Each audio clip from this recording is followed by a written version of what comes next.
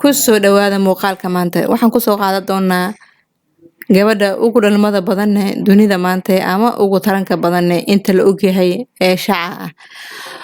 Waa Maryama Nabatazi oo u dhalatay dalka Uganda.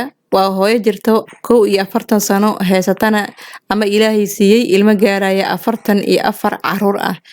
Inta badan waxa ay ku dhashaa mataano oo waa ay yartahay inay hal cunug u dhasho. Ilmaheeda waxay u badan yihiin mataano. Waxay ku guursatay markii ay jirtay da'da 12 sano, markii ay 13 jirka ahaydna waa ay curatay. Odayga ay guursatay waxa uu ka weynaa wuxuu ka weynaa da' ah 28 sano.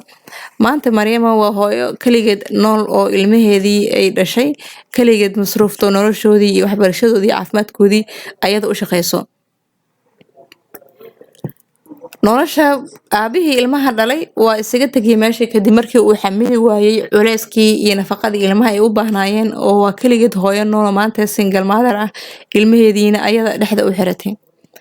Waxay isku dayday in badan in ay dhalmadaas tirada badan ay dhakhtar iyo wax kala xiriirto, laakiin waxaa loo sheegay in aysan macquul ahayn, aysan qaadan karin wax dhalmadaas hakad gelihayo sababo la xiriira caafimaadkeeda darteed oo jirkaada ma qaadan kara la yiri inaad ilmahan xadidid dhalmadooda oo caafimaadkaada ayaa halis gelayo.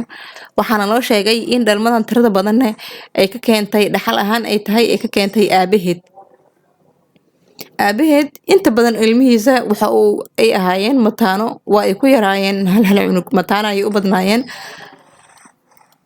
Waxa uuna dhalay aabaheed 45 ilmood ayuu dhalay halka ayada ay ka dhashay 44 ilmo ah. Maryama markii ilmaheedii cunugii ugu dambeeyay oo ahayd gabar ayaa lagu qalay. Qaliinkaas ayaan waxa u geystay dhaawac oo waa cunuga kaliya ee hal mar ee dhashay. Inta kale ilmaheeda waxay ahaayeen mataanayaal nolosheeda markii ay ku soo biirayeen. Muuqaalkeena maanta intaas ayaan ku soo qaadaynaa. Ku soo dhawaada haddii ay tahay markii kugu horeysa aan soo booqatay subscribe noo saar gambalelkan furo si fiidiyoada cusub ku soo gaaraan. Haddaa hore nala joogtaan like noo saar asxaabtadan u sii share garayso dhawaada.